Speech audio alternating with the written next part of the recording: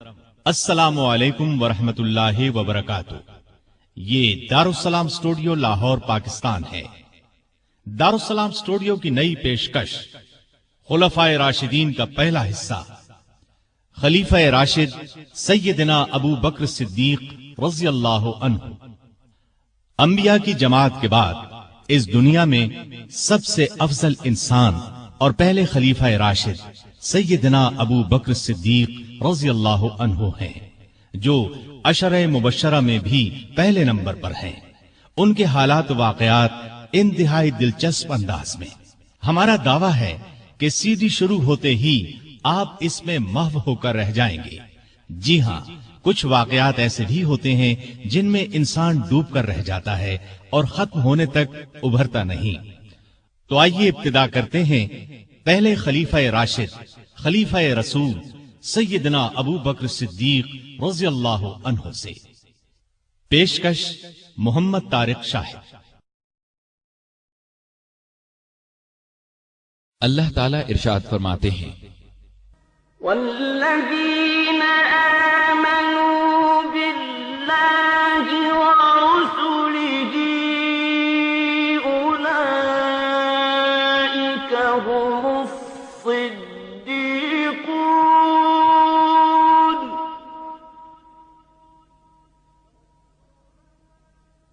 والشہداء عند ربهم لهم أجرهم ونورهم والذين كفروا وكذبوا بآياتنا أولئك أصحاب الجحيم۔ وہ لوگ جو اللہ اور اس کے رسولوں پر ایمان لائے ہیں، یہی تو وہ ہیں جو ان کے پروردگار کے نزدیک صدیق اور شہید ہیں۔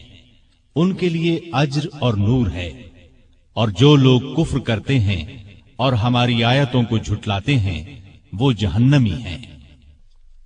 ارشاد نبوی ہے، ابو بکر کے مال نے جتنا مجھے فائدہ دیا اتنا کسی اور کے مال نے نہیں دیا۔ جماعت اصحاب روشن ستارے ہیں۔ آسمان پر موجود ستاروں کی روشنی کم و بیش ہے۔ یہی مثال صحابہ کرام رضی اللہ عنہم کی ہے، لیکن ہیں سبھی روشن۔ ان میں سب سے نمایاں، سب سے روشن اور سب سے تابناک بہرحال پہلے چار صحابہ ہی ہیں۔ یہی پہلے چار صحابہ خلفائے راشدین ہیں۔ عشرہ مبشرہ میں بھی سب سے پہلے انہی کا نام ہے۔ دنیا میں بہت سے لوگوں کو عجیب و غریب خصوصیات نصیب ہوئیں۔ آدم علیہ السلام سب سے پہلے انسان ہوئے۔ اللہ تعالیٰ نے انہیں ماں باپ کے بغیر پیدا فرمایا۔ عیسیٰ علیہ السلام بن باپ کے پیدا ہوئے۔ نوح علیہ السلام کو 950 سال کے قریب زندگی ملی۔ ابراہیم علیہ السلام کو آگ میں ڈالا گیا، آگ انہیں جلا نہ سکی۔ اسماعیل علیہ السلام کے گلے پر چھری چلائی گئی، گلا نہ کٹا۔ یونس علیہ السلام کو مچھلی نے زندہ نگلا، پھر مچھلی کے پیٹ سے زندہ نکل آئے۔ موسیٰ علیہ السلام سے کوہ طور پر اللہ تعالیٰ نے کلام فرمایا۔ نبی کریم صلی اللہ علیہ وسلم کی تو ہر بات ہی عرفہ و اعلیٰ ہے۔ آسمانوں کی سیر کی، ختم نبوت کا تاج آپ کو پہنایا گیا۔ آپ کی امت کو یہ امتیاز بخشا گیا کہ آخری امت قرار پائی۔ اس آخری امت میں بھی بہت سے افراد انوکھی خصوصیات والے قرار پائے۔ ان میں سب سے بلند درجہ ابو بکر صدیق رضی اللہ عنہ کا ہے۔ ان کی شان میں اللہ تعالیٰ نے یہ آیت نازل فرمائی، إِلَّا تَنصُرُوهُ فَقَدْ نَصَرَهُ اللَّهُ إِذْ أَخْرَجَهُ الَّذِينَ كَفَرُوا ثَانِيَ اثْنَيْنِ إِذْ هُمَا فِي الْغَارِ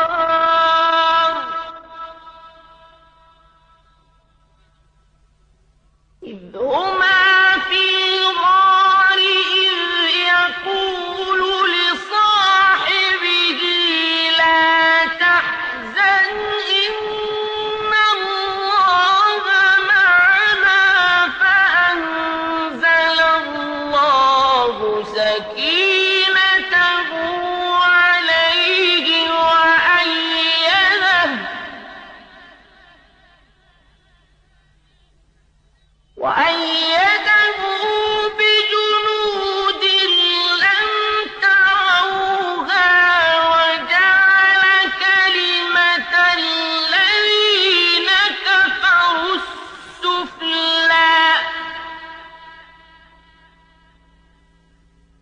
وكلمة الله هي العليا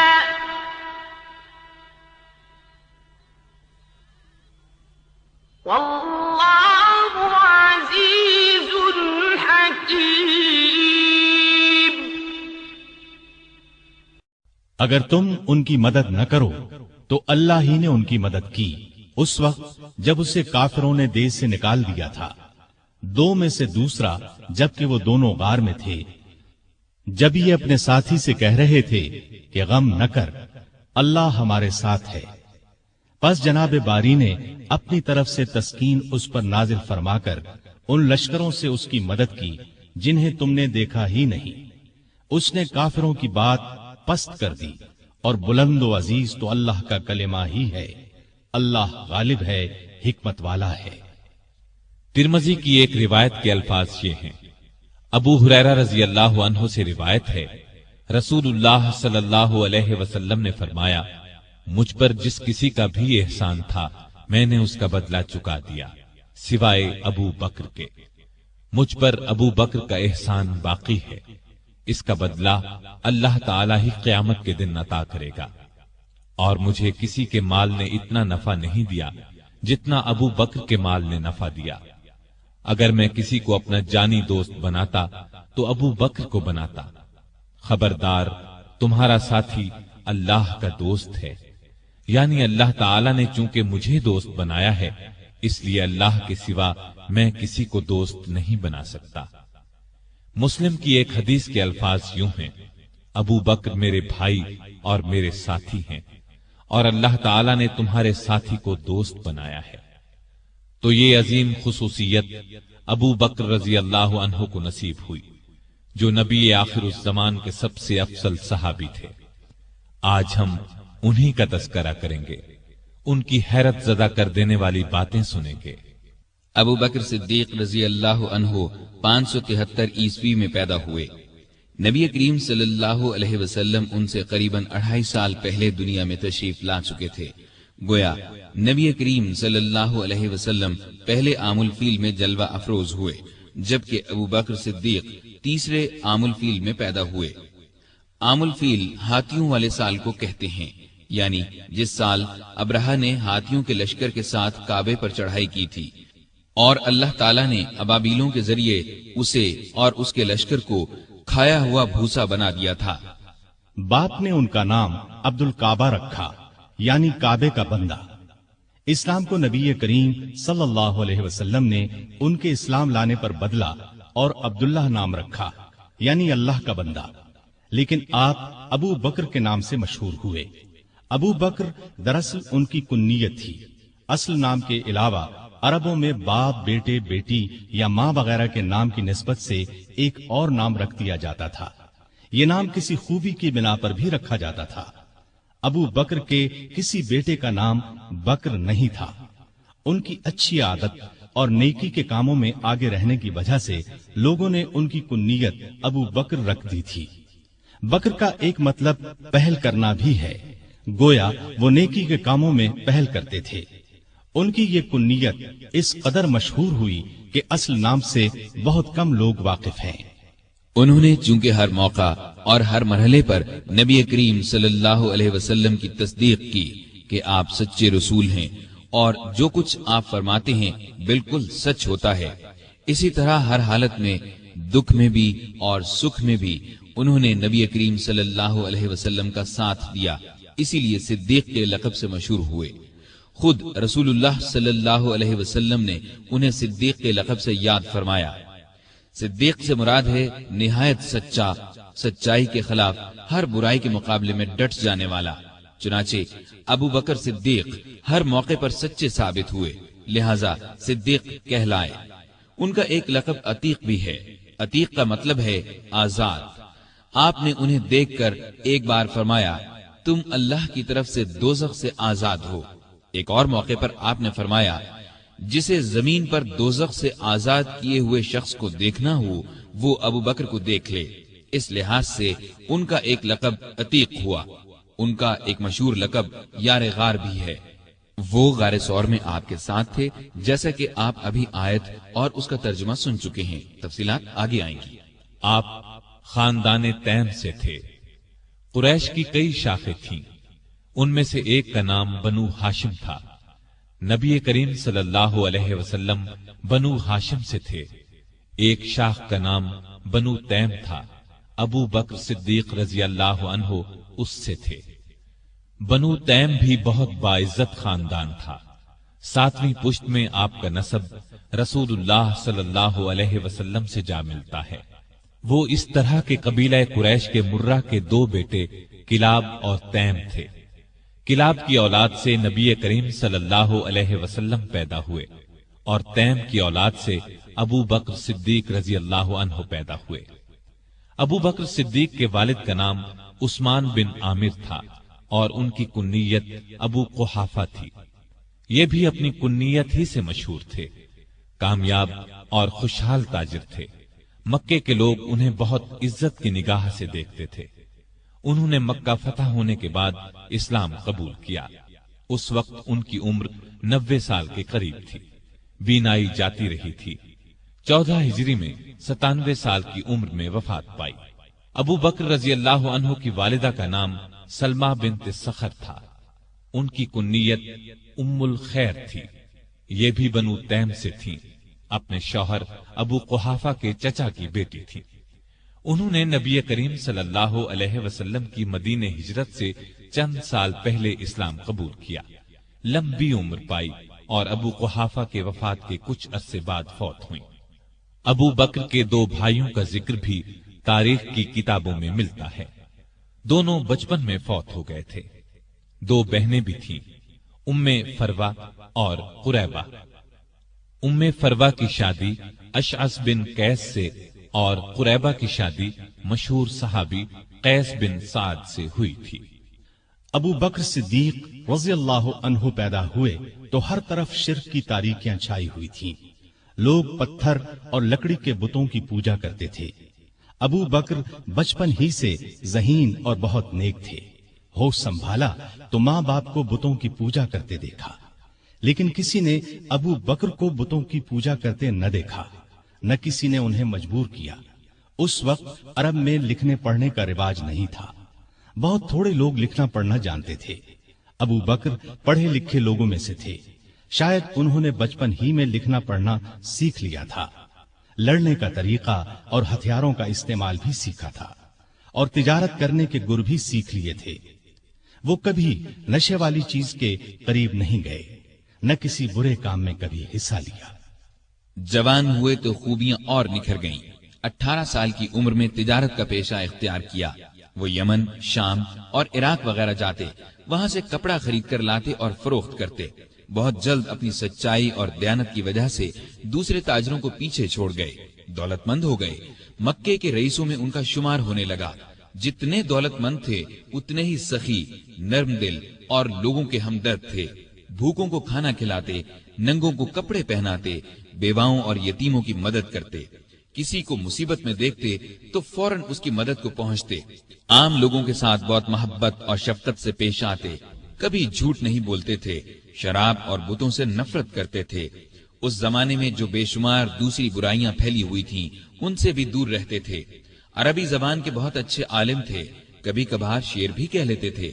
عرب میں یہ بات بہت خوبی کی سمجھی جاتی تھی۔ قریش کی مختلف شاخوں اور دوسرے قبیلوں کے رسم و رواج اور حسب و نسب کو جاننے والا ان سے بڑھ کر کوئی نہیں تھا۔ قتل کے مقدمات کے فیصلے وہی کرتے تھے۔ نیکی، پرہیزگاری، دیانتداری، نرم مزاجی، ملنساری اور دوسری خوبیوں کی وجہ سے مکے کے سب لوگ ان کی دل سے عزت کرتے تھے۔ کسی معاملے میں کوئی مشکل پیش آ جاتی تو مشورے کے لیے انہی کے پاس آتے تھے۔ عرب کے دوسرے قبیلے بھی ان کی عزت کرتے تھے۔ تجارت کے لیے دوسرے ملکوں کا سفر کرتے تو عرب کے اکثر قبیلوں سے واسطہ پڑتا تھا۔ وہ سب انہیں ایک معزز اور نیک تاجر خیال کرتے تھے۔ یہی وہ زمانہ تھا جب ان کی دوستی نبی کریم صلی اللہ علیہ وسلم سے ہو گئی، اور یہ دوستی روز بروز گہری ہوتی چلی گئی۔ دونوں ایک دوسرے کو بہت چاہنے لگے تھے۔ کئی تجارتی سفر بھی ایک ساتھ کیے۔ پھر وہ وقت بھی آیا جب رسول اللہ صلی اللہ علیہ وسلم ہر روز صبح و شام ان کے گھر تشریف لے جانے لگے۔ اس طرح وہ مکے کے تمام لوگوں سے بڑھ کر آپ صلی اللہ علیہ وسلم کے اخلاق اور بے مثال خوبیوں سے واقف ہو گئے۔ اسلام لانے سے پہلے تک ان کا یہی رنگ رہا، یہاں تک کہ 38 سال کی عمر کو پہنچ گئے۔ اس وقت نبی کریم صلی اللہ علیہ وسلم کی عمر مبارک 40 سال ہو چکی تھی اور آپ 41ویں سال میں قدم رکھ چکے تھے کہ آپ نے نبوت کا اعلان فرمایا۔ سب سے پہلے 4 نیک انسانوں نے اسلام قبول کیا، ان میں سے 3 تو آپ کے گھر کے تھے، یعنی خدیجہ رضی اللہ عنہا، علی رضی اللہ عنہ اور زید بن حارثہ رضی اللہ عنہ۔ علی آپ کے چچا زاد بھائی تھے، آپ ہی کے پاس رہتے تھے اور اس وقت ان کی عمر 10 برس تھی۔ زید بن حارثہ آپ کے خادم اور منہ بولے بیٹے تھے۔ خدیجہ آپ کی بیوی تھی۔ گھر سے باہر کے لوگوں میں سب سے پہلے ابو بکر صدیق رضی اللہ عنہ نے اسلام قبول کیا، گویا مردوں میں بھی سب سے پہلے یہی اسلام لائے۔ اسلام لاتے ہی آپ نے فوراً کہہ دیا، اب میری ہر چیز کا مالک اللہ اور اللہ کے رسول ہیں۔ مال اور اسباب تو کیا چیز ہیں، ان کی خاطر جان اور اولاد بھی قربان کر سکتا ہوں۔ نبوت کا اعلان فرمانے کے بعد نبی صلی اللہ علیہ وسلم نے شروع کے 3 سالوں میں صرف ان سمجھدار لوگوں کو اسلام کی طرف بلایا جن سے یہ امید کی جا سکتی تھی کہ وہ جھگڑا نہیں کریں گے اور اللہ کا سچا دین قبول کر لیں گے۔ اس کام میں ابو بکر صدیق نے آپ کا پورا ساتھ دیا، اسلام کی تبلیغ کی اور قریش کے بڑے بڑے لوگوں کو مسلمان کر لیا۔ ان میں عثمان غنی، طلحہ، زبیر، سعد بن ابی وقاص اور عبد الرحمن بن عوف رضی اللہ عنہم جیسے اونچے رتبے کے لوگ شامل تھے۔ رسول کریم صلی اللہ علیہ وسلم کی تبلیغ سے 3 سال میں قریباً 150 نیک مردوں اور عورتوں نے اسلام قبول کیا۔ یہ کام چپ کے کیا گیا۔ اس زمانے میں نمازیں بھی چھپ کر پڑھی جاتی تھیں تاکہ کافروں کو ان کے اسلام لانے کا پتہ نہ چلے۔ تاہم ایک دن چند کافروں نے مسلمانوں کو نماز پڑھتے دیکھ لیا۔ انہوں نے مسلمانوں کو باپ دادا کا مذہب چھوڑنے پر برا بھلا کہا۔ نبی کریم صلی اللہ علیہ وسلم کو خبر ہوئی تو آپ نے اپنے پیارے صحابی ارقم بن ابی ارقم رضی اللہ عنہ کے مکان کو مسلمانوں کے جمع ہونے اور نماز پڑھنے کی جگہ بنا دیا۔ یہ مکان صفا پہاڑی کے قریب تھا اور بہت محفوظ تھا، کافر اس پر آسانی سے حملہ نہیں کر سکتے تھے۔ نبوت کے 4تھے سال اللہ تعالی کے حکم سے آپ نے کھلم کھلا اسلام کی تبلیغ شروع فرمائی۔ اس پر کافر بھڑک اٹھے، مسلمانوں کو ستانے لگے، ان کے دشمن بن گئے۔ مسلمانوں نے قریباً 9 سال ظلم برداشت کیے۔ اسلام لانے والوں کی تعداد مسلسل بڑھتی گئی۔ ابو بکر رضی اللہ عنہ نے بھی اسلام کی خاطر ظلم برداشت کیے، لیکن برابر اسلام کی خدمت میں لگے رہے۔ آپ صلی اللہ علیہ وسلم پر جان چھڑکتے رہے۔ جس وقت انہوں نے اسلام قبول کیا ان کے پاس 40,000 درہم تھے۔ ان میں سے اپنے پاس صرف 5-6 ہزار درہم رکھ کر باقی سب غریب مسلمانوں کو کافروں کے پنجے سے چھڑانے اور اسلام کی ترقی کے لیے خرچ کر ڈالے۔ ابو بکر رضی اللہ عنہ کی تبلیغ سے جن لوگوں نے اسلام قبول کیا ان میں طلحہ بھی تھے۔ یہ ابو بکر رضی اللہ عنہ کے چچا زاد بھائی تھے۔ ان کے اسلام لانے کا حال قریش کے ایک سردار کو معلوم ہوا۔ یہ شخص اسلام کا سخت دشمن تھا۔ اس نے طلحہ اور ابو بکر رضی اللہ عنہما کو رسی سے باندھ کر خوب مارا پیٹا، لیکن یہ اسلام پر قائم رہے۔ ایک روز نبی کریم صلی اللہ علیہ وسلم خانہ کعبہ میں تشریف لے گئے۔ کافروں نے آپ کو دیکھا تو جوش میں آ گئے، گھیرے میں لے لیا۔ ابو بکر کو خبر ہوئی تو فوراً کعبے پہنچے اور کفار مکہ سے کہا، تم پر افسوس ہے، تم ایک ایسے شخص کو مارے ڈالتے ہو جو کہتا ہے میرا رب اللہ ہے، جبکہ وہ اللہ کی صاف نظر آنے والی نشانیاں لے کر تمہارے پاس آیا ہے۔ ابو بکر کے یہ الفاظ سن کر کافروں نے رسول اللہ کو تو چھوڑ دیا، سب نے مل کر ان پر حملہ کر دیا اور اتنا مارا کہ لہو لہان ہو گئے۔ یہ مار کھاتے جاتے تھے اور کہتے جاتے تھے، اے عزت اور شان والے اللہ، تیری ذات بہت برکت والی ہے۔ آخر بے ہوش ہو کر گر پڑے۔ ان کے قبیلے والوں کو پتہ چلا تو دوڑے آئے، اٹھا کر گھر لے گئے۔ عائشہ رضی اللہ عنہا فرماتی ہیں کہ ابا جان کو زخمی حالت میں گھر لایا گیا تو حالت یہ تھی کہ سر پر جس جگہ ہاتھ لگتا وہاں سے بال جھڑ جاتے۔ بہت دیر بعد انہیں ہوش آیا تو سب سے پہلے ان کی زبان سے یہ الفاظ نکلے، رسول اللہ صلی اللہ علیہ وسلم کا کیا حال ہے؟ اس وقت وہاں قبیلے کے ایسے لوگ بھی موجود تھے جو اسلام نہیں لائے تھے۔ انہیں یہ الفاظ سن کر بہت غصہ آیا، کہنے لگے، تم پر افسوس ہے، اس حالت میں بھی محمد کا خیال نہیں چھوڑتے۔ جب یہ لوگ چلے گئے تو انہوں نے اپنی ماں سے پھر وہی سوال پوچھا۔ ماں نے کہا، مجھے ان کا کچھ حال معلوم نہیں۔ اس پر وہ بولے، جا کر خطاب کی بیٹی ام جمیل سے پوچھیں۔ ام جمیل کا نام فاطمہ تھا، عمر فاروق رضی اللہ عنہ کی بہن تھی۔ اس وقت مسلمان ہو چکی تھی، لیکن کافروں سے اپنا اسلام چھپا رکھا تھا۔ ابو بکر کی والدہ نے جا کر ان سے کہا، میرا بیٹا محمد کا حال پوچھ رہا ہے۔ تو فاطمہ ان کے ساتھ ان کے گھر گئیں۔ ابو بکر کی حالت دیکھ کر چیخ پڑی اور بولی، اللہ کی قسم، جن لوگوں نے آپ کے ساتھ یہ سلوک کیا ہے وہ سخت کافر ہیں، برے لوگ ہیں۔ مجھے امید ہے اللہ ان سے بدلہ ضرور لے گا۔ ابو بکر نے کہا، رسول اللہ صلی اللہ علیہ وسلم کا کیا حال ہے؟ ام جمیل نے ان کے کان میں کہا، آپ کی والدہ سن رہی ہیں۔ یہ انہوں نے اس لیے کہا کہ ان کی والدہ اس وقت تک ایمان نہیں لائی تھی۔ اس پر وہ بولے، تم ان کی فکر نہ کرو، ان سے کوئی خطرہ نہیں۔ تب انہوں نے بتایا، نبی کریم صلی اللہ علیہ وسلم بالکل خیریت سے ہیں اور دار ارقم میں ہیں۔ وہ سن کر بولے، اللہ کی قسم، میں اس وقت تک کچھ کھاؤں گا نہ پیوں گا جب تک رسول اللہ صلی اللہ علیہ وسلم کو دیکھ نہ لوں گا۔ آخر رات کی تاریکی میں ام جمیل انہیں رسول کریم صلی اللہ علیہ وسلم کے پاس لے گئی۔ آپ نے ابو بکر کی حالت دیکھی تو آنکھوں میں آنسو آ گئے۔ آپ نے جھک کر ابو بکر کی پیشانی چومی۔ اس موقع پر ابو بکر نے اپنی والدہ کے مسلمان ہونے کی خواہش ظاہر کی۔ آپ صلی اللہ علیہ وسلم نے دعا کی اور والدہ نے اسی وقت اسلام قبول کر لیا۔ اس واقعے کے بعد دونوں میں محبت اور بڑھ گئی۔ ابتدائی 3 سالوں میں کچھ اسلام لانے والے ایسے بھی تھے جو مکے کے کافروں کے غلام تھے۔ ان کافروں کو جب اپنے غلاموں کے اسلام لانے کا پتہ چلا تو ان غریبوں پر ظلم کے پہاڑ توڑنے لگے۔ ابو بکر رضی اللہ عنہ کو جب ان پر مظالم کے بارے میں معلوم ہوا تو اپنی دولت خرچ کر کے ان غلاموں کو آزاد کروانے لگے۔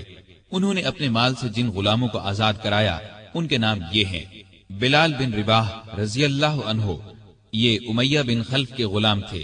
وہ انہیں تپتی ریت پر لٹاتا اور سینے پر پتھر کی سل رکھ دیتا تھا، لیکن یہ اللہ ایک ہے پکارتے رہتے۔ حمامہ رضی اللہ عنہا کو بھی آزاد کرایا۔ یہ بلال رضی اللہ عنہ کی والدہ تھی۔ عامر بن فہیرہ رضی اللہ عنہ طفیل بن حارث کے غلام تھے۔ ام یمس رضی اللہ عنہا قریش کے خاندان بنو زہرہ کی لونڈی تھی۔ کافر ان پر بہت ظلم کرتے تھے۔ ابو فکیہہ رضی اللہ عنہ بنو عبد الدار یا صفوان بن امیہ کے غلام تھے۔ انہیں بیڑیاں پہنا کر ریت پر اوندھا لٹایا جاتا تھا، کمر پر بھاری پتھر رکھا جاتا تھا۔ لہزیہ اور ان کی بیٹی لبینہ، زنیرہ، ان سب کو ابو بکر نے خرید کر آزاد کیا۔ ابو بکر رضی اللہ عنہ کے والد ابو قحافہ رضی اللہ عنہ اس وقت تک ایمان نہیں لائے تھے۔ بیٹے کو اس طرح دولت لٹاتے دیکھ کر ایک دن بولے، بیٹا میں دیکھ رہا ہوں تم جن لوگوں کو آزاد کروانے پر پیسہ خرچ کر رہے ہو وہ بہت کمزور ہیں۔ تم مضبوط لوگوں کو آزاد کراتے تو وہ تمہارے کام آتے۔ اس پر ابو بکر نے جواب دیا، میں نے ان غریبوں کو اپنے فائدے کے لیے نہیں، اللہ کو راضی کرنے کے لیے آزاد کرایا ہے، وہی اس کا بدلہ دے گا۔ یہ بات سن کر ان کے والد خاموش ہو گئے۔ کافروں کا ظلم جب حد سے بڑھا تو نبی کریم صلی اللہ علیہ وسلم نے مسلمانوں کو حبشہ کی طرف ہجرت کرنے کا مشورہ دیا۔ کچھ مسلمان ہجرت کر گئے۔ ابو بکر نے بھی اپنا وطن چھوڑا، لیکن راستے میں قبیلہ قارہ کے سردار ربیہ بن رفیع ملے۔ وہ اپنی امان میں انہیں واپس مکے لے آئے، اس لیے کہ وہ ابو بکر کو بہت پسند کرتے تھے۔ مکے میں داخل ہو کر ربیہ نے اعلان کر دیا کہ ابو بکر ان کی پناہ میں ہیں۔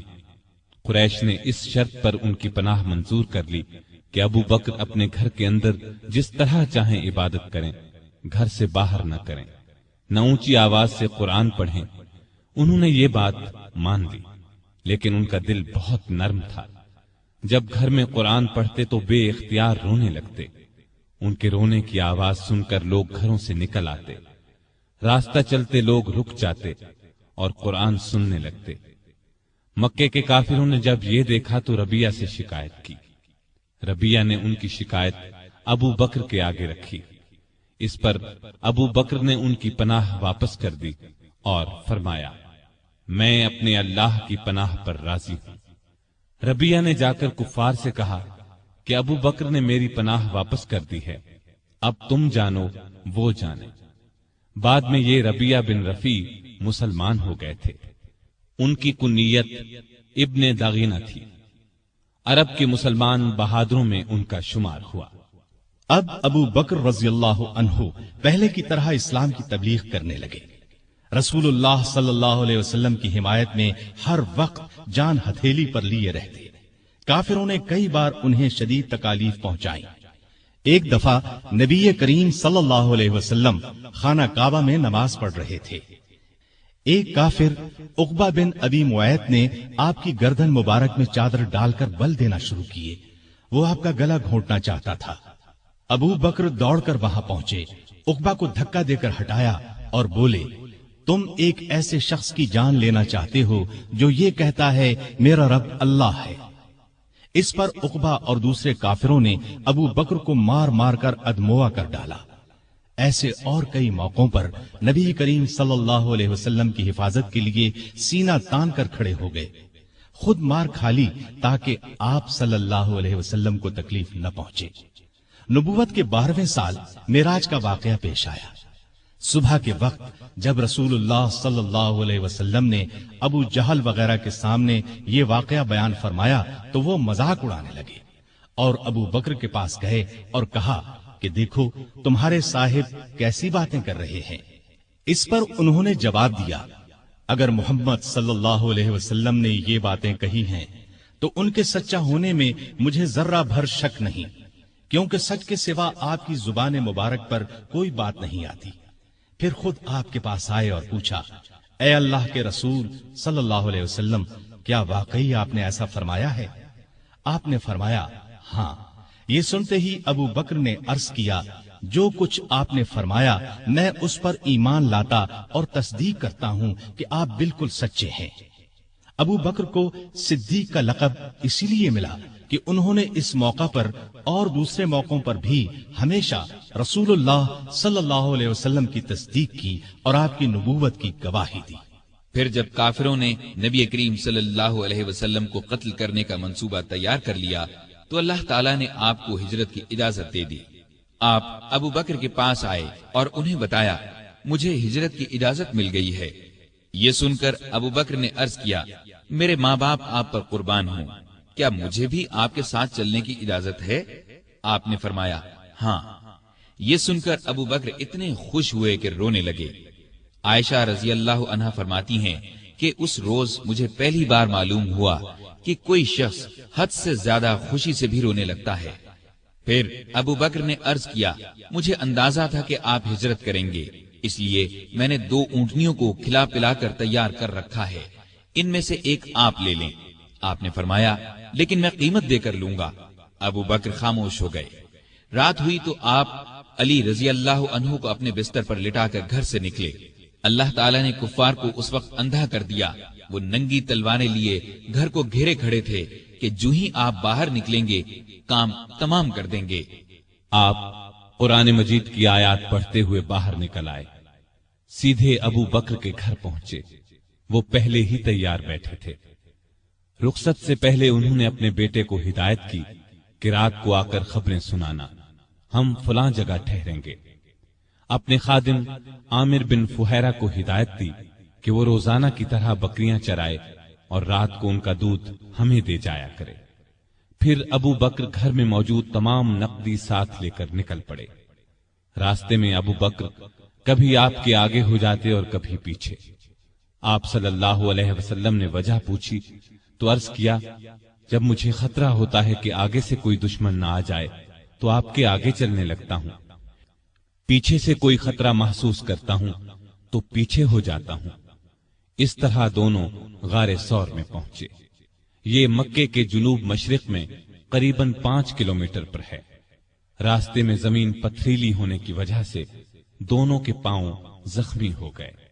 अबू बकर रज़ी अल्लाह अन्हु आपकी तकलीफ बर्दाश्त न कर सके। आप सल्लल्लाहु अलैहि वसल्लम को बमुश्किल अपने साथ लेकर गारे सौर, जो बहुत बुलंदी पर था, पहुंचे। पहले अबू बकर अंदर दाखिल हुए, गार को साफ किया। गार में जो सुराख नजर आए उनको अपनी चादर फाड़कर बंद किया। गार में 2 सुराख बाकी बच रहे, जिनके लिए चादर नहीं बची थी। अबू बकर रज़ी अल्लाह अन्हु ने उन दोनों पर अपने पांव रख दिए। फिर रसूलुल्लाह सल्लल्लाहु अलैहि वसल्लम से अर्ज की कि अंदर तशरीफ लाएं। आप सल्लल्लाहु अलैहि वसल्लम अंदर तशरीफ ले गए और अबू बकर की आगोश में सर रखकर सो गए। उधर अबू बकर रज़ी अल्लाह अन्हु के पांव में किसी चीज ने डस लिया। अबू बकर ने बड़े सब्र से तकलीफ बर्दाश्त की, लेकिन हिले नहीं कि कहीं आपकी आंख न खुल जाए। लेकिन जब तकलीफ हद से बढ़ी तो उनके आंसू रसूलुल्लाह सल्लल्लाहु अलैहि वसल्लम के चेहरे पर टपक गए। आपकी आंख खुल गई। आपने फरमाया, अबू बकर तुम्हें क्या हुआ? अर्ज की, मेरे माँ बाप आप पर कुर्बान, मुझे किसी चीज ने डस लिया है। रसूलुल्लाह सल्लल्लाहु अलैहि वसल्लम ने उस पर अपना लुआब दहन लगा दिया। जहर का असर फौरन दूर हो गया और तकलीफ जाती रही। यहां दोनों हजरात ने 3 रातें छुपकर गुजारी। तलाश करने वाले इस दौरान में गारे सौर तक पहुंच गए। अबू बकर की नजर उन पर पड़ी तो घबराए और कहा, ए अल्लाह के नबी, अगर इनमें से कोई शख्स माज अपनी निगाह नीची कर दे तो हमें देख लेगा। नबी करीम सल्लल्लाहु अलैहि वसल्लम ने फरमाया, अबू बकर, ऐसे 2 आदमियों के बारे में तुम्हारा क्या ख्याल है जिनका तीसरा अल्लाह है?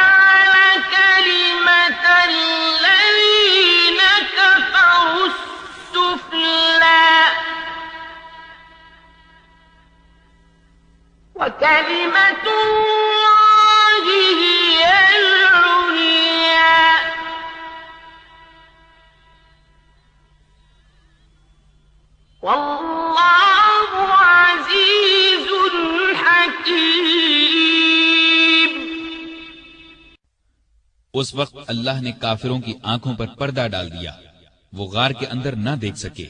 आपने 3 रातें और 3 दिन गार में कयाम फरमाया। आमिर बिन फुहैरा दूध पहुंचाते रहे। आपकी बेटी अस्मा रात को खाना पहुंचाती रही और अब्दुल्लाह रज़ी अल्लाह अन्हु दिन भर की खबरें भी सुनाते रहे। गोया अबू बकर का घराना खिदमत में लगा रहा। तीसरी रात गार से रवाना हुए। आमिर साथ चले। अब्दुल्ला अरीकत नामी एक शख्स को उजरत पर रास्ता दिखाने के लिए साथ ले लिया। इस तरह ये आगे चले। उधर मक्के के काफिर आपकी तलाश में निकले, क्योंकि घर में उन्हें अली रजी अल्लाह अन्हु मिले थे। पहले वो अबू बकर रजी अल्लाह अन्हु के घर पहुंचे। वो वहां ना मिले तो काफिरों ने ऐलान किया, जो शख्स मोहम्मद या अबू बकर को पकड़ कर लाएगा उसे हर एक के बदले 100 ऊंट इनाम में दिए जाएंगे। कबीला बनु मुदलज का सरदार सुराका ये ऐलान सुनकर हथियार लगाकर आपकी तलाश में घोड़े पर रवाना हुआ। ये बड़े डील डॉल का और बहादुर शख्स था। तलाश करते करते इन हजरात के नजदीक पहुंच गया, लेकिन घोड़े ने ठोकर खाई, जमीन पर गिरा, दोबारा सीधा हुआ, फिर गिरा। उधर अबू बकर मुड़ मुड़कर उसकी तरफ देख रहे थे। बोले, ए अल्लाह के रसूल, हमारा पीछा करने वाला बहुत करीब आ गया है।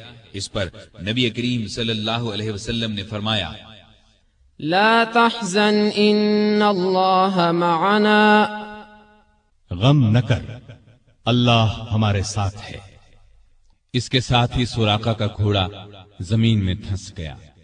ये देखकर वो पुकारा, مجھے معاف کر دیجئے، میں آپ کو کوئی تکلیف نہیں پہنچاؤں گا۔ آپ نے دعا کی، گھوڑا نکل آیا، سراقہ نزدیک آیا، کافروں کے اعلان کے بارے میں بتایا۔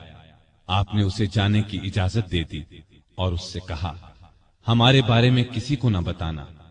وہ لوٹ گیا اور آپ اپنے ساتھی کے ساتھ آگے روانہ ہوئے۔ ادھر یثرب یعنی مدینہ کے لوگوں کو اطلاع مل چکی تھی، وہ آپ کا بے چینی سے انتظار کر رہے تھے۔ آپ 8 دن تک سفر کے بعد قباء کے قریب پہنچے۔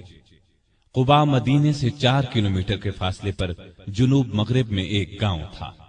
لوگوں کو آپ کی آمد کی خبر ملی تو اللہ اکبر کے نعرے لگاتے امٹ پڑے۔ ادھر رسول کریم صلی اللہ علیہ وسلم اور ابو بکر رضی اللہ عنہ سواری سے اتر کر ایک درخت کے نیچے بیٹھ گئے تھے۔ لوگ ابو بکر کو سلام کرتے رہے، اس لیے کہ ان کے سر اور داڑھی کے بال سفید ہو گئے تھے۔ لوگ انہیں اللہ کا رسول سمجھے۔ نبی صلی اللہ علیہ وسلم پر دھوپ آئی تو ابو بکر نے آپ پر کپڑا تان کر سایہ کیا۔ تب لوگوں کو معلوم ہوا کہ اللہ کے رسول تو یہ ہیں۔ آپ صلی اللہ علیہ وسلم نے قباء میں مسجد بنوائی۔ چند دن ٹھہرنے کے بعد وہاں سے مدینے کی طرف روانہ ہوئے۔ ابو بکر اب بھی ساتھ تھے۔ مدینے میں آپ اور ابو بکر ابو ایوب انصاری کے ہاں قیام فرما ہوئے۔ اب آپ نے مدینے میں مسجد بنانے کا ارادہ فرمایا۔ مسجد کے لیے جو زمین خریدی گئی اس کی قیمت ابو بکر نے ادا کی۔ تمام مسلمانوں نے بڑھ چڑھ کر مسجد کی تعمیر میں حصہ لیا۔ ابو بکر بھی کسی سے پیچھے نہ رہے۔ پھر ابو بکر نے اپنے گھر کے باقی افراد کو بھی مکے سے مدینے بلا لیا، لیکن والد اور ایک بھائی نے ابھی اسلام قبول نہیں کیا تھا، وہ مکے ہی میں ٹھہرے رہے۔ ابو بکر رضی اللہ عنہ کی والدہ بھی بوڑھے شوہر کی وجہ سے وہیں رکی رہی۔ مدینے میں آپ نے اپنا کام یعنی کپڑے کی تجارت پھر سے شروع کر دی، لیکن زیادہ وقت نبی کریم صلی اللہ علیہ وسلم کی خدمت میں بسر کرنے لگے۔ آپ ہر جگہ رسول اللہ صلی اللہ علیہ وسلم کے ساتھ جاتے۔ ابو بکر صدیق رضی اللہ عنہ نے ہر طرح کے جہاد میں حصہ لیا، دین کی خاطر ہر قسم کی سختیاں برداشت کی، اپنا مال اللہ کے راستے میں بے دریغ خرچ کیا، جان کی بازی لگا کر اللہ اور اس کے رسول صلی اللہ علیہ وسلم کے دشمنوں سے لڑے۔ آپ غزوہ بدر میں شریک ہوئے۔ اس لڑائی سے پہلے آپ نے پرجوش انداز میں مسلمانوں سے کہا ہم آخری دم تک لڑیں گے۔ میدان جنگ میں نبی کریم صلی اللہ علیہ وسلم بہت دیر تک دعا کرتے رہے تو ابو بکر کا دل بھر آیا اور انہوں نے یہ الفاظ کہے، اے اللہ کے رسول اب بس کیجئے، آپ بہت دعا مانگ چکے، اللہ آپ سے کیا ہوا وعدہ ضرور پورا فرمائے گا۔ لڑائی کے دوران جو کافر آپ صلی اللہ علیہ وسلم کی طرف بڑھتا، ابو بکر فوراً اس پر حملہ آور ہوتے۔ ابو بکر کے بیٹے عبد الرحمن ابھی مسلمان نہیں ہوئے تھے، کافروں کے لشکر میں موجود تھے۔ کچھ عرصے بعد وہ اسلام لے آئے۔ اس وقت انہوں نے بتایا، ابا جان، بدر کی لڑائی میں آپ میری تلوار کے زد میں آئے تھے، لیکن میں نے وار نہیں کیا تھا۔ یہ سن کر ابو بکر نے فرمایا، لیکن اگر تم میری تلوار کی زد میں آ جاتے تو میں تمہیں ہرگز نہ چھوڑتا۔ اس کے بعد احد کی لڑائی ہوئی۔ اس لڑائی میں مسلمانوں کے ایک دستے کی غلطی کی وجہ سے مسلمانوں کے پاؤں اکھڑ گئے۔ اس وقت کافر چاروں طرف سے آپ صلی اللہ علیہ وسلم پر ٹوٹ پڑے۔ اس وقت جن چند جانثاروں نے آپ کے ساتھ دشمن کا مقابلہ کیا، ان میں سے ایک ابو بکر رضی اللہ عنہ بھی تھے۔ خندق کی لڑائی میں ابو بکر فوج کا ایک دستہ لے کر خندق کے ایک حصے کی حفاظت کرتے رہے۔ بعد میں اس جگہ مسجد بنائی گئی جو مسجد صدیق کے نام سے مشہور ہوئی۔ بیعت رضوان کے موقع پر صلح کی چند شرائط مسلمانوں کو پسند نہ آئیں تو وہ ابو بکر کے پاس آئے اور اپنا خیال ظاہر کیا۔ ابو بکر نے ان سے فرمایا، آپ اللہ کے رسول ہیں، جس طرح اللہ حکم دیتا ہے اسی طرح کرتے ہیں، اللہ ان کی مدد کرے گا، تم ان کی اطاعت کرتے رہو، اللہ کی قسم وہ حق پر ہیں۔ خیبر کی لڑائی میں بھی ابو بکر رضی اللہ عنہ ساتھ تھے۔ فتح مکہ کے موقع پر بھی ابو بکر ساتھ تھے۔ قریش میں اب مقابلے کی تاب نہیں تھی۔ آپ صلی اللہ علیہ وسلم نے انہیں معاف کر دیا۔ ابو بکر اپنے والد ابو قحافہ کو آپ کی خدمت میں لائے۔ وہ بہت بوڑھے ہو چکے تھے، بینائی بھی زائل ہو چکی تھی۔ ابو بکر نے خواہش ظاہر کی کہ وہ مسلمان ہو جائیں۔ آپ صلی اللہ علیہ وسلم نے ان کے سینے پر ہاتھ پھیرا اور فرمایا اسلام لے آئیے۔ انہوں نے اسی وقت کلمہ پڑھ لیا۔ غزوہ حنین کے موقع پر جب قبیلہ حوازن نے زبردست تیر اندازی کی تو مسلمانوں کی صفیں ٹوٹ گئیں۔ اس وقت جو صحابہ ثابت قدم رہے ان میں ابو بکر بھی تھے۔ غزوہ طائف میں ابو بکر کے بیٹے عبداللہ کو ایک تیر لگا، وہ زخمی ہو گئے۔ چند دن میں زخم ٹھیک ہو گیا لیکن پھر خراب ہو گیا اور وہ اسی زخم کی وجہ سے فوت ہوئے۔ تبوک کی لڑائی کے موقع پر لشکر کے لیے ہتھیاروں اور سواریوں کی بہت ضرورت تھی۔ آپ نے مسلمانوں سے فرمایا دل کھول کر مال اور سامان دیں۔ اس پر غریب امیر ہر مسلمان نے مال، سامان، اونٹ، گھوڑے، غلہ، کھجوریں وغیرہ آپ کی خدمت میں ڈھیر کر دی۔ ابو بکر اپنے گھر کا تمام سامان اور ہر چیز لے آئے۔ نبی کریم صلی اللہ علیہ وسلم نے پوچھا ابو بکر بال بچوں کے لیے کیا چھوڑا؟ انہوں نے عرض کیا ان کے لیے اللہ اور اللہ کا رسول کافی ہیں۔ لڑائی میں آپ صلی اللہ علیہ وسلم نے ساری فوج کا انتظام ابو بکر رضی اللہ عنہ کے سپرد کیا۔ فوج کا بڑا جھنڈا بھی انہی کو دیا۔ تبوک مدینے سے 686 کلومیٹر دور ہے۔ مسلمان تکلیفیں اٹھاتے وہاں پہنچے۔ تبوک سے واپسی کے بعد حج کے دن قریب آئے تو آپ صلی اللہ علیہ وسلم نے ابو بکر کو امیر حج مقرر فرمایا۔ انہوں نے لوگوں کو حج کرایا۔ ہجرت کے 10ویں سال رسول کریم صلی اللہ علیہ وسلم خود حج کے لیے مکہ تشریف لے گئے۔ ابو بکر رضی اللہ عنہ اور ہزارہ مسلمان آپ کے ساتھ تھے۔ آپ کا سامان ابو بکر کی اونٹنی پر لادا گیا۔ 11 ہجری میں آپ نے ایک لشکر شام بھیجنے کے لیے تیار کیا۔ اس لشکر کا سردار آپ نے اپنے ایک پیارے نوجوان اسامہ بن زید رضی اللہ عنہ کو مقرر فرمایا۔ اس لشکر کو بھیجنے کا مقصد یہ تھا کہ روم کے بادشاہ سے موتا کی لڑائی کا بدلہ لیا جائے۔ موتا کی لڑائی 8 ہجری میں ہوئی تھی اور اس میں رومی عیسائیوں کے ہاتھوں نبی کریم صلی اللہ علیہ وسلم کے 12 پیارے صحابہ شہید ہو گئے تھے۔ ان میں اسامہ رضی اللہ عنہ کے والد زید بھی تھے۔ اس لشکر میں ابو بکر رضی اللہ عنہ بھی شریک تھے۔ انہوں نے اس بات کی پرواہ تک نہیں کی کہ ان کا سپہ سالار 18-19 سال کی عمر کا ایک نوجوان ہے۔ دراصل وہ اللہ کے سپاہی تھے اور جو بات اللہ کے رسول صلی اللہ علیہ وسلم کو پسند تھی وہی انہیں بھی پسند تھی۔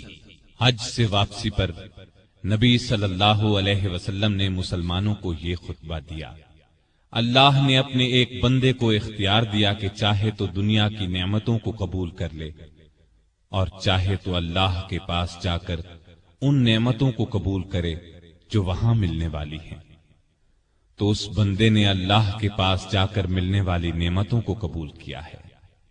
یہ خطاب سن کر ابو بکر رضی اللہ عنہ رونے لگے۔ وہ سمجھ گئے کہ یہ آپ صلی اللہ علیہ وسلم نے اپنے بارے میں فرمایا ہے۔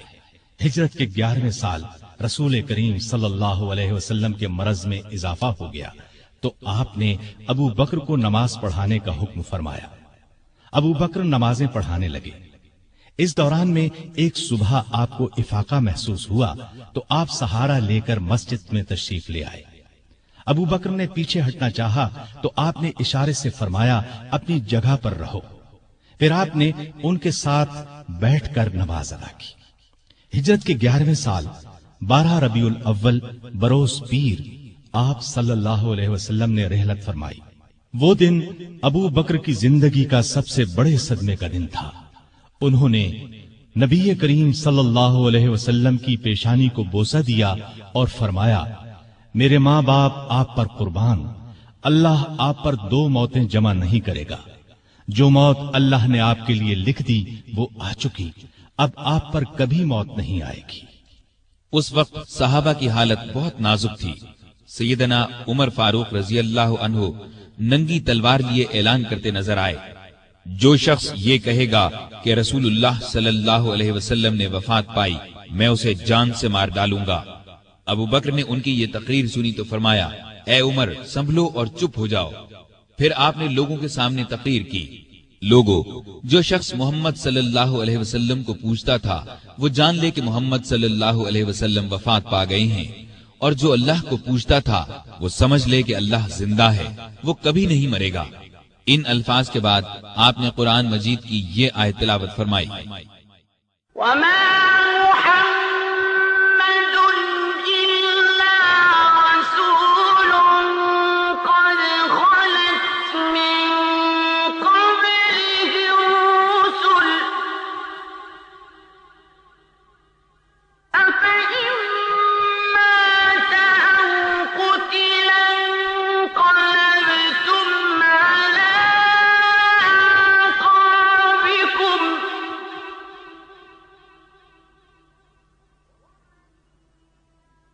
ومن ينقلب على عقبيه فلن يضر الله شيئا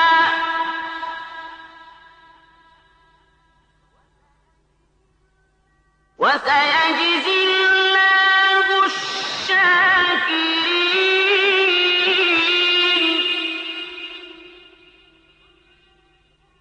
محمد صلی اللہ علیہ وسلم صرف رسول ہی ہیں، ان سے پہلے بہت سے رسول آ چکے ہیں۔ کیا اگر ان کا انتقال ہو جائے یا شہید ہو جائیں تو تم اسلام سے اپنی ایڑیوں کے بل پھر جاؤ گے؟ اور جو کوئی پھر جائے اپنی ایڑیوں پر تو ہرگز اللہ تعالیٰ کا کچھ نہ بگاڑے گا۔ ان قریب اللہ تعالیٰ شکر گزاروں کو نیک بدلہ دے گا۔ ابو بکر رضی اللہ عنہ کی تقریر سن کر لوگوں کو یقین آ گیا کہ رسول اللہ صلی اللہ علیہ وسلم واقعی ان سے جدا ہو چکے ہیں۔ آپ کی وفات کے بعد مسلمانوں نے متفقہ طور پر جناب ابو بکر صدیق کو خلیفہ چن لیا۔ خلیفہ بنائے جانے کے بعد انہوں نے یہ خطبہ دیا: لوگو، اللہ کی قسم، میں نے کبھی تمہارا امیر بننے کی خواہش نہیں کی۔ تم نے ایک ایسا بوجھ مجھ پر ڈال دیا ہے جس کے اٹھانے کی طاقت میں اپنے اندر نہیں پاتا، اور اللہ کی مدد کے بغیر اس کو نہیں سنبھال سکتا۔ میں تم سے بہتر نہیں، اگر سیدھے راستے پر چلوں تو میری مدد کرنا، اور اگر غلطی کروں تو مجھے درست کر دینا۔ یاد رکھو، سچائی امانت ہے اور جھوٹ خیانت۔ تم میں سے جو کمزور ہے وہ میرے نزدیک طاقتور ہے، یہاں تک کہ اس کا حق دلوا دوں، اور تم میں سے جو طاقتور ہے وہ میرے نزدیک کمزور ہے، یہاں تک کہ اس سے دوسروں کا حق وصول کر لوں۔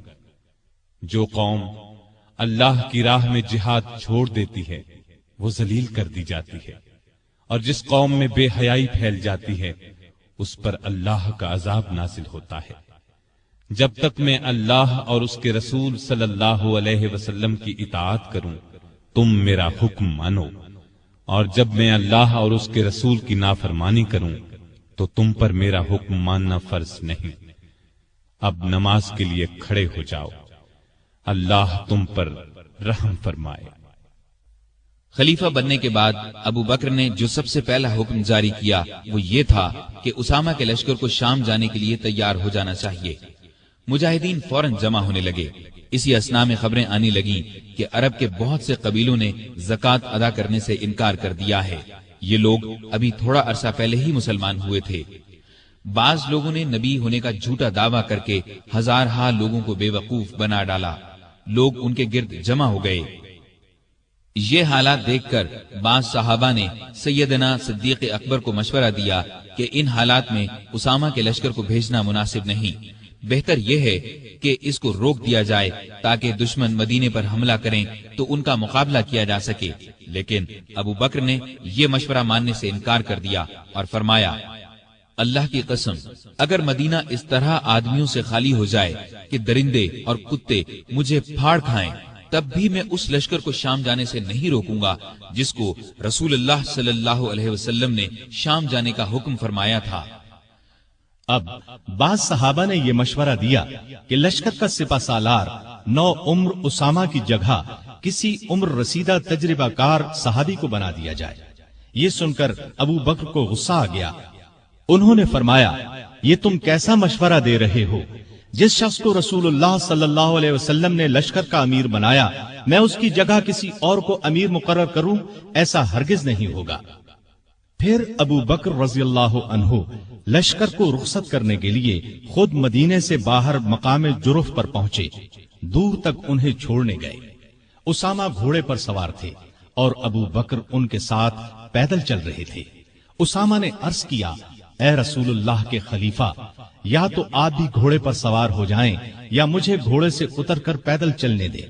ابو بکر نے فرمایا، نہ تو میں سوار ہوں گا نہ تمہیں گھوڑے سے اترنے دوں گا۔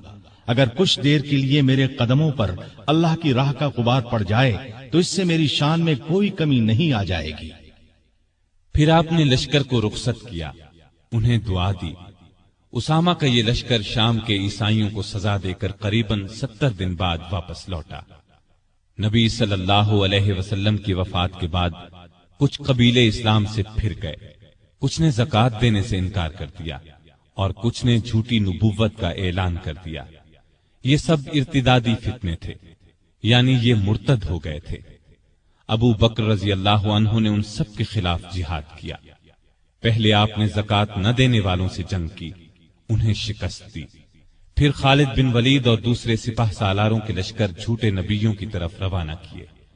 مسیلمہ کذاب سب سے بڑا جھوٹا نبی تھا۔ خالد بن ولید کے لشکر نے اسے شکست فاش دی۔ اس لڑائی کو یمامہ کی لڑائی کہا جاتا ہے۔ مسیلمہ بھی اس جنگ میں مارا گیا۔ 10,000 مرتد ہلاک ہوئے۔ مسلمانوں کے لشکر میں سے 1,000 شہید ہوئے۔ اس طرح مرتدوں کی کمر ہمیشہ کے لیے ٹوٹ گئی، ہر طرف امن قائم ہو گیا، اور یہ سب ابو بکر کی غیر معمولی ایمانی طاقت، ہمت اور شجاعت کی وجہ سے ممکن ہوا۔ اس کے بعد آپ کا ایک خاص کارنامہ یہ ہے کہ آپ نے قرآن کو ایک جگہ جمع کروایا، کیونکہ اس وقت قرآن مجید مختلف جگہوں پر لکھا ہوا تھا۔ یمامہ کی لڑائی میں سینکڑوں حفاظ صحابہ شہید ہو گئے تھے، اس لیے ضرورت محسوس ہوئی کہ قرآن کو ایک جگہ جمع کر دیا جائے، چنانچہ یہ کام کیا گیا۔ اس کے بعد ابو بکر روم اور ایران کی طرف متوجہ ہوئے۔ روم اور ایران اس وقت دنیا کی 2 بڑی سلطنتیں تھیں۔ روم والے عیسائی تھے اور ایران کے لوگ مجوسی یعنی آگ کو پوجتے تھے۔ دونوں ہی مسلمانوں کے دشمن تھے۔ نبی کریم صلی اللہ علیہ وسلم نے اپنی زندگی مبارک میں آس پاس کے ملکوں کے بادشاہوں کے نام اسلام کے پیغامات ارسال فرمائے تھے۔ ایک خط ایران کے بادشاہ خسرو پرویز کو بھی بھیجا گیا تھا۔ اس نے آپ کا خط پھاڑ دیا تھا۔ آپ نے یہ خبر سن کر فرمایا تھا، اللہ اس کے ملک کے ٹکڑے ٹکڑے کرے۔ پھر خسرو پرویز کے بیٹے نے اسے قتل کر ڈالا۔ اس کے بعد ایرانی آپس میں لڑنے لگے۔ ایسے میں ابو بکر رضی اللہ عنہ خلیفہ بن گئے تو انہوں نے خالد بن ولید کو سپاہ سالار بنا کر ایران کی طرف روانہ کیا۔ خالد بن ولید رضی اللہ عنہ کی ایرانیوں سے 15 کے قریب لڑائیاں ہوئیں۔ ان سب میں اللہ نے انہیں فتح عطا کی۔ اس کے بعد روم کی باری آئی۔ روم کی طرف 4 لشکر روانہ کیے۔ ان کے سپاہ سالار ابو عبیدہ بن جراح، یزید بن ابی سفیان، شرحبیل بن حسنہ اور عمر بن عاص مقرر فرمائے۔ ان 4 لشکروں میں 27,000 کے قریب مجاہدین تھے۔ یہ 4 مختلف راستوں سے شام پر حملہ آور ہوئے۔ ساتھ ہی ابو بکر نے خالد بن ولید کو حکم بھیجا کہ وہ بھی ان لشکروں کی مدد کے لیے پہنچیں۔ خالد بن ولید شام کے اسلامی لشکر سے آ ملے اور کمان اپنے ہاتھ میں لے لی۔ ادھر رومیوں کا بڑا لشکر اجنادین کے مقام پر جمع ہوا۔ خالد بن ولید نے ان کا رخ کیا اور انہیں بہت بڑی شکست دی۔ اجنادین سے شکست کھا کر رومی یرموک میں جمع ہوئے۔ یہاں بھی زبردست جنگ ہوئی۔ یہ لڑائیاں ابھی جاری تھیں کہ سیدنا ابو بکر رضی اللہ عنہ بیمار ہو گئے۔ پہلے انہیں تیز بخار ہوا، سخت کمزوری کی وجہ سے مسجد میں نہ آ سکے۔ سیدنا عمر رضی اللہ عنہ کو نمازیں پڑھانے کا حکم دیا۔ جب حالت اور بگڑی تو وصیت فرمائی، میرے بعد خلیفہ عمر ہوں گے۔ یہ وصیت سن کر بعض صحابہ نے عرض کی، عمر کے مزاج میں سختی ہے۔ تو ابو بکر نے فرمایا، جب خلافت کا بوجھ سر پر پڑے گا تو یہ سختی جاتی رہے گی۔ وہ امت کے بہترین آدمی ہیں۔ بیماری کے دنوں میں ایک دن پوچھا، خلیفہ بننے سے اب تک بیت المال سے مجھے کتنا وظیفہ ملا ہے؟ حساب کیا گیا تو 8,000 کے قریب درہم بنے۔ آپ نے فرمایا، میری فلاں زمین بیچ کر یہ رقم بیت المال میں جمع کی جائے۔ پھر آپ نے فرمایا جب سے میں خلیفہ ہوا ہوں میری جائیداد کتنی بڑھی ہے؟ لوگوں نے کہا کہ ایک حبشی غلام ہے جو بچوں کو کھلاتا ہے، مسلمانوں کی تلواروں کو صاف کرتا ہے اور چمکاتا ہے، ایک اونٹنی ہے جس پر پانی لاتا ہے، اور ایک معمولی سی پرانی چادر ہے۔ یہ سن کر فرمایا میرے مرنے کے بعد یہ سب چیزیں نئے خلیفہ عمر کے پاس پہنچا دی جائیں۔ ایک وصیت یہ کی کہ میری قبر رسول اللہ صلی اللہ علیہ وسلم کی قبر کے پاس بنائی جائے۔ اپنے کفن کے بارے میں فرمایا جو کپڑے میرے بدن پر ہیں انہی میں کفن دیا جائے۔ اس پر عائشہ رضی اللہ عنہا نے فرمایا ہم آپ کے لیے نیا کفن کیوں نہ خریدیں؟ جواب میں فرمایا مردوں سے زیادہ نئے کپڑوں کی ضرورت زندوں کو ہے۔ یہ بھی فرمایا نبی صلی اللہ علیہ وسلم کی وفات پیر کو ہوئی تھی، آج پیر ہے، مجھے امید ہے کہ میری موت بھی آج ہی ہوگی۔ چنانچہ 22 جمادی الاخر ہجرت کے 13ویں سال پیر کے دن ابو بکر رضی اللہ عنہ اس دنیا سے رحلت کر گئے۔ کفن دفن ان کی وصیت کے مطابق ہوا۔ وفات کے وقت عمر 63 سال تھی۔ خلافت کی مدت 2 سال 3 ماہ 11 دن ہے۔ خلیفہ بننے سے پہلے کپڑے کی تجارت کرتے تھے۔ جس روز خلیفہ بنائے گئے اس سے اگلے روز کپڑے کے تھان کندھے پر رکھ کر بازار کی طرف نکلے۔ عمر نے دیکھا تو عرض کی اگر آپ تجارت کرتے رہے تو مسلمانوں کے کام کون سر انجام دے گا؟ اس طرح مسلمانوں کے مشورے سے آپ کا وظیفہ مقرر ہوا۔ یہ اتنا تھا جتنا ایک عام آدمی کا خرچ ہوتا ہے۔ وفات کے وقت یہ بھی اپنی زمین فروخت کر کے بیت المال میں جمع کرانے کی وصیت کر دی۔ اس وصیت کے مطابق جب یہ رقم بیت المال میں جمع کرانے کے لیے سیدنا عمر فاروق کی خدمت میں لائی گئی تو عمر رو پڑے۔ آپ کی شکل نورانی، قد درمیانہ، جسم دبلا پتلا، رنگ گورا تھا، لباس بہت سادہ پہنتے، عبادت کا بہت شوق تھا، دن کو روزہ رکھتے، رات کو قیام کرتے، تلاوت کے وقت اتنا روتے کہ داڑھی تر ہو جاتی۔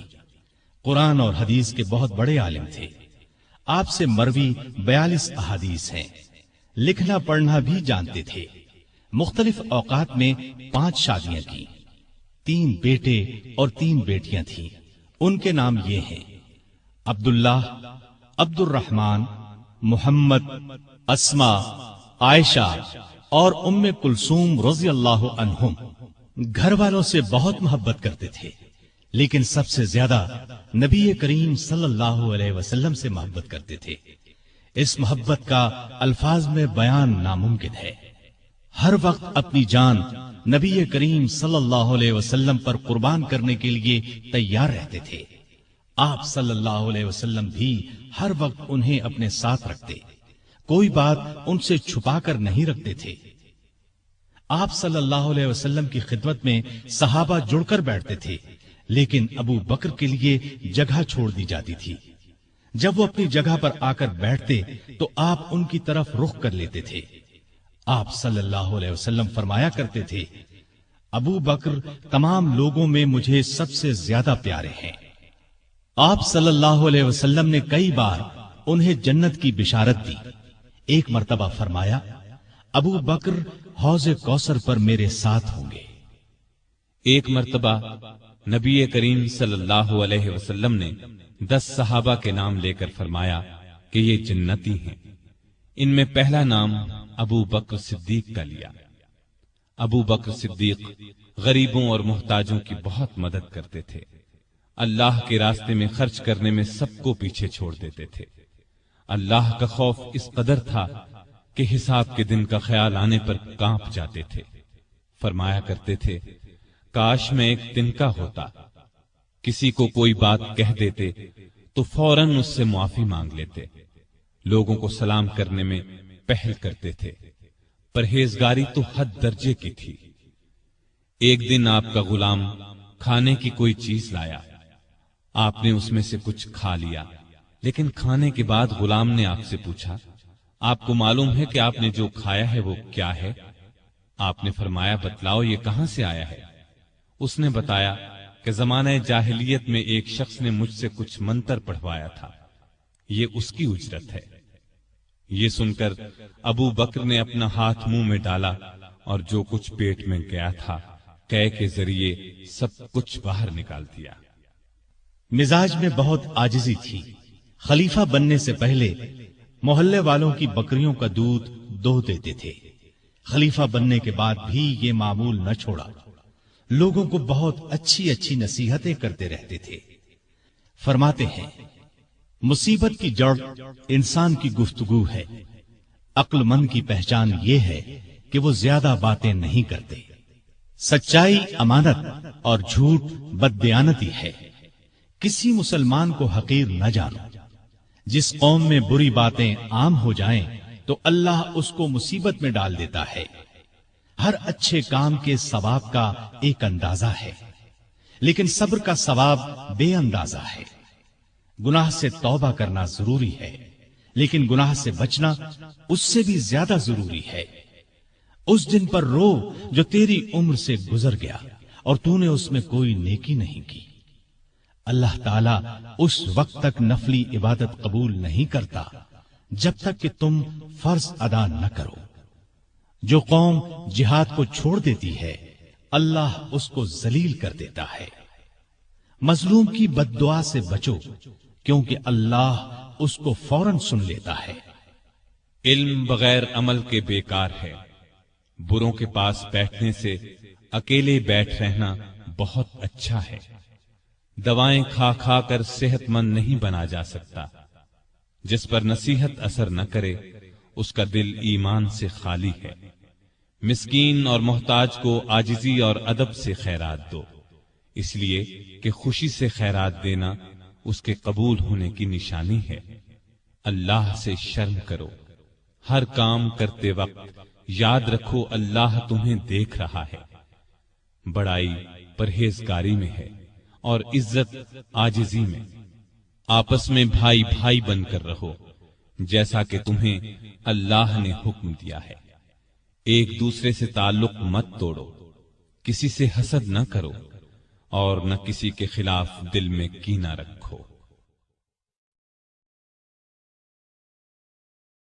سامعین محترم، ابھی آپ دارالسلام اسٹوڈیو سے خلفائے راشدین کا پہلا حصہ خلیفہ راشد سیدنا ابو بکر صدیق رضی اللہ عنہ سماعت فرما رہے تھے۔ دوسرے حصے میں آپ خلیفہ راشد عمر فاروق رضی اللہ عنہ کے بارے میں حالات و واقعات سنیں گے۔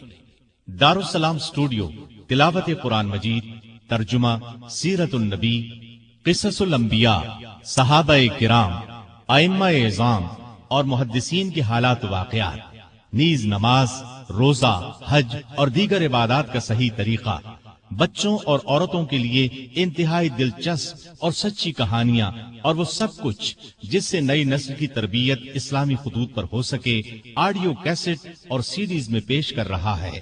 دارالسلام اسٹوڈیو دارالسلام پبلشرز اینڈ ڈسٹریبیوٹرز کا ایک حصہ ہے جو اسلامی کتب کی اشاعت کا بین الاقوامی ادارہ ہے، جس کا ہیڈ آفس سعودی عرب کے دارالحکومت ریاض میں واقع ہے، جس کے مینیجنگ ڈائریکٹر جناب عبد المالک مجاہد ہیں۔ دارالسلام کا دنیا کے 27 ملکوں میں نیٹ ورک ہے۔ پاکستان میں اس کا ایڈریس نوٹ کر لیں۔ دارالسلام اسٹوڈیو 50 لوور مال نزد MAO کالج لاہور۔ فون 724-0024 723-2400 اور 712-0054، فیکس 735-4072۔ یہ پیشکش تھی محمد طارق شاہد کی۔ اللہ حافظ۔